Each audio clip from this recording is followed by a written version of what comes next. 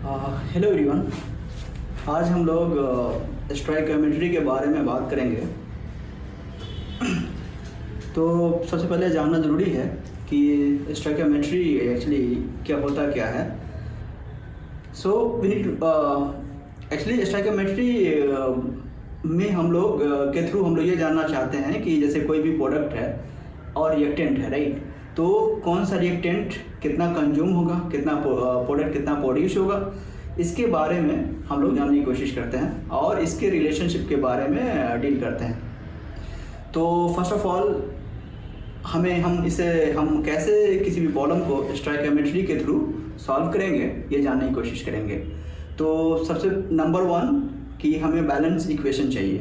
तो number 1 criteria, equation must be balanced.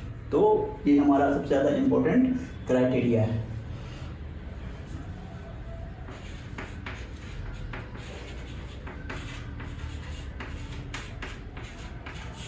Okay, start में number 1, equation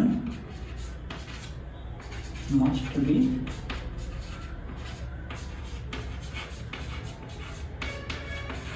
balance, right. Equation must be balance, ये सबसे important criteria है। तो हम लोग देखते हैं, जैसे एज्यूम कोई भी जनरल हम इक्वेशन एज्यूम करते हैं और हम लोग डिस्कस करेंगे कैसे इसको सॉल्व करेंगे जेनेरिक वे में, और लिमिटिंग एजेंट के बारे में बात करेंगे हम लोग, और प्रोडक्शन यील्ड के बारे में भी बात करेंगे। ओके, तो ये हमारा इक्वेशन है।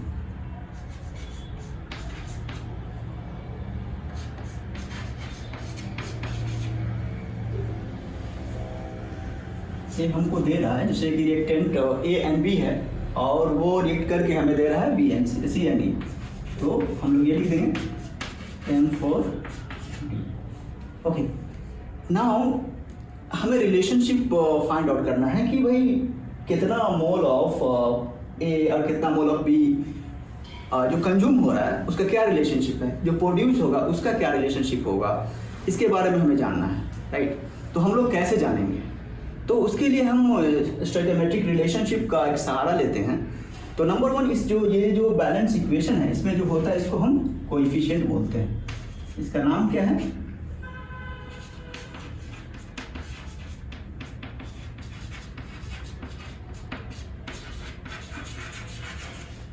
Coefficient, guys. So all this और stoichiometric coefficient, right. So this is the balance equation. अब हम रिलेशनशिप के बारे में जानने की कोशिश करेंगे कि क्या बोलता है ये, राइट। क्या रिलेशनशिप है मोल कंजम्पशन के बारे में और प्रोडक्शन के बारे में, जो प्रोडक्ट का प्रोडक्शन उसके बारे में। तो यह है कि n number of moles A consume, because ये रिएक्टेंट है तो ये कंज्यूम ही होगा, right. Colon N B consume colon, means proportion की बात कर रहे हैं हम लोग। So N C produced, this the product, right. Colon N B produced, ये हमारा क्या होगा? M1 colon M2 colon M3 colon M4 हो जाएगा। ये बहुत ही इंपॉर्टेंट रिलेशनशिप है, ये बैकबोन ऑफ स्टोइकोमेट्री एक्चुअली। तो ये हमारा बैकबोन है स्टोइकोमेट्री का। अगर आप ये समझ जाते हो तो आपका जो है 99% क्वेश्चन आप सॉल्व कर सकते हो कि यही बेसिक है। ये हमारा वेरी वेरी इंपॉर्टेंट है, मतलब बहुत ज़्यादा इंपॉर्टेंट इक्वेशन है। इसको हम कोशिश करेंगे समझने की। तो हमने यहाँ पे जो कीवर्ड इस्तेमाल किया है कंज्यूम्ड का इस्तेमाल किया है, कंज्यूम्ड एंड प्रोड्यूस्ड। आपके पास क्या दिया हुआ है उससे कोई लेना देना नहीं है। ये जो रिलेशनशिप है वो क्या दिया हुआ है, सपोज एक क्वेश्चन में ये हो कि 2 mole of A is given, 3 mole of B is given, तो मुझे उससे लेना देना नहीं, क्या गिवन है। यहाँ पे कंजम्पशन की बात करें, उसमें से कितना कंज्यूम होगा उसके लिए हमारा ये रिलेशनशिप है, राइट। इसको एक और आसान से फॉर्म में मतलब दो सब्सटेंस के फॉर्म में हम लोग दो सब्सटेंस के रिलेशनशिप के फॉर्म में हम लोग लिख सकते हैं। जैसे कि ये लिखेंगे इस तरह से, n A consumed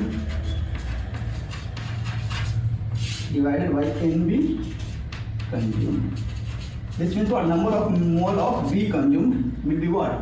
Their ratio of their stoichiometric coefficient. So it become M1 by M2, guys. So this one, right? Similarly, we'll write for others actually. So let me write it here.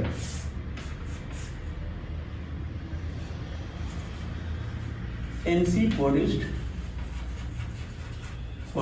divided by NB consumed will be M3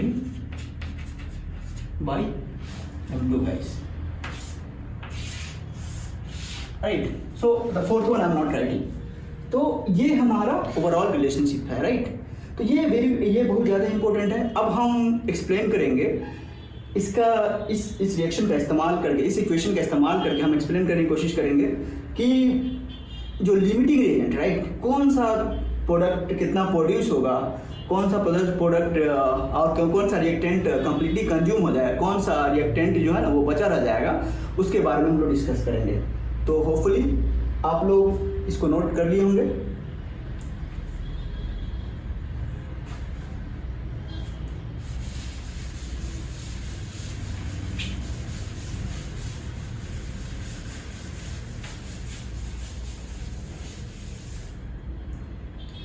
okay, सो हम लोग limiting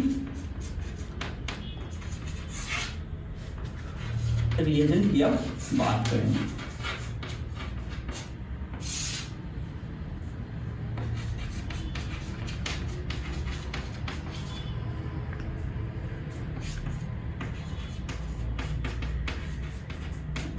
तो ये हमारा reaction था, right? अब limiting reagent की बात करेंगे। तो हम क्या एज्यूम करेंगे, सपोज हमारा रिएक्टेंट ए है एंड बी, तो हम एज्यूम कर लेंगे कि हमारा जो गिवन डेटा है A mole of A given B mole of B गिवेंगे। अब हम लोग उसमें आइडेंटिफाई करेंगे कि कौन सा कंज्यूम ज़्यादा होगा, कौन सा कम होगा, उसके लिए हम लोग रिलेशनशिप आइडेंटिफाई करने की कोशिश करेंगे। तो A mole of A and B mole of B given data क्या है मेरा?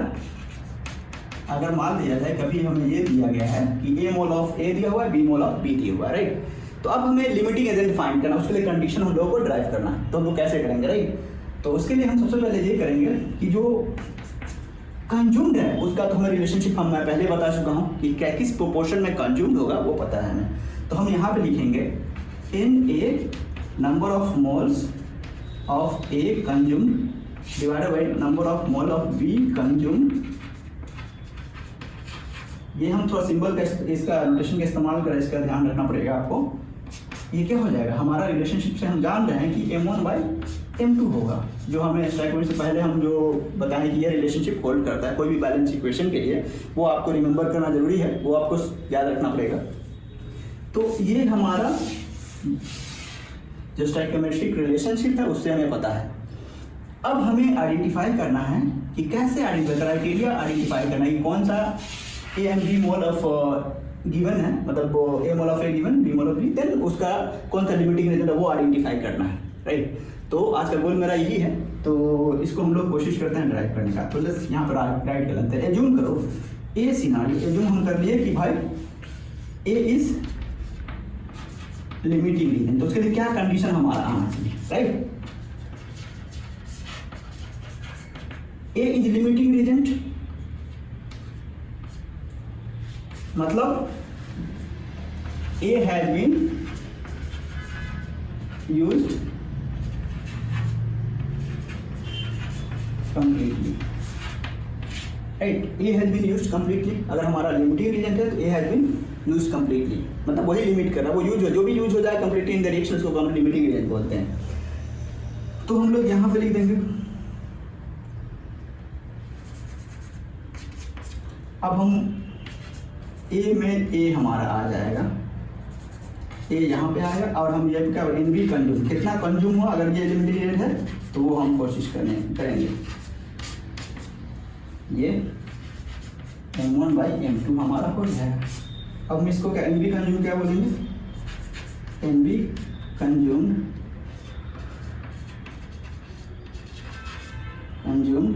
को हम लोग ये लिखेंगे कि क्या हो जाएगा A/m2/m1 ये हो गया। तो यहाँ तक आप लोगों को समझ में आ गया होगा, राइट? कोई दिक्कत नहीं है, यहाँ तक तो क्लियर है, राइट? अब एक और पॉइंट में जाएंगे, हमें क्लियर हो जाएगा कि मतलब लिमिटेड का कंडीशन हम लोग आइडेंटिफाई कर पाएंगे, राइट? तो हम लोग उसकी तरफ बढ़ते हैं।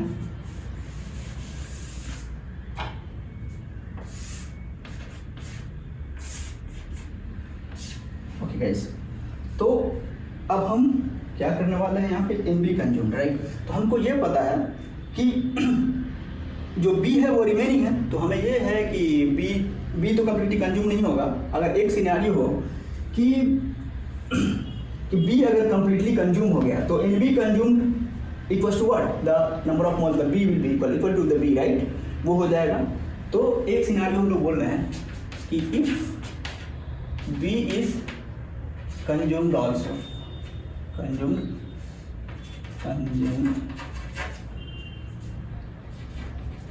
कंप्लीटली, अगर वो कंप्लीटली कंज्यूम होता है तो एन बी कंज्यूम वो क्या हो जाएगा, बी हो जाएगा। तो हम बी इक्वल टू क्या लिखेंगे, ए इंटू m2/m1 लिख देंगे, राइट?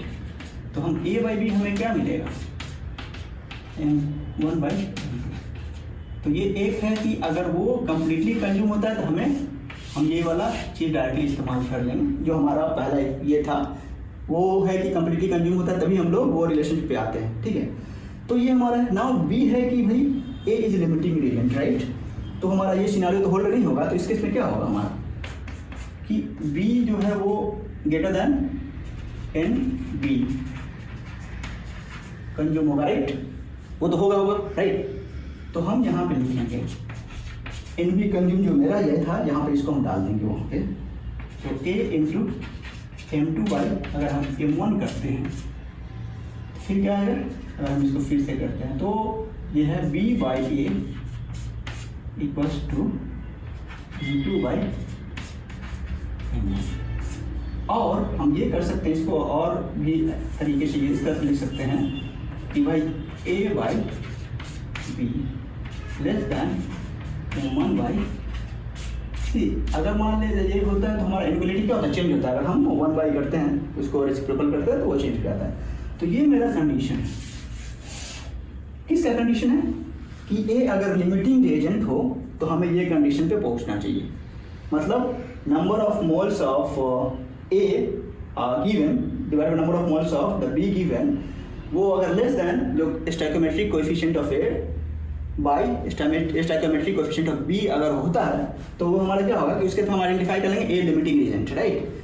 उसी तरह से आप दूसरा सिनेरियो है वो आप प्रूफ कर सकते हैं, राइट? तो वो दूसरा सिनेरियो है कि आप उसी तरह से मानेंगे बी को लिमिटिंग रिएजेंट मान लेंगे और फिर यहाँ पे ऐसे लिखेंगे तो एन ए कंज्यूम्ड आ जाएगा आपका इस फॉर्म में। और वहाँ पे हम ए मेरा जो होगा number of moles of A given वो भी ग्रेटर देन होगा, तो वो आप उसको ड्राइव कर सकते हैं, राइट?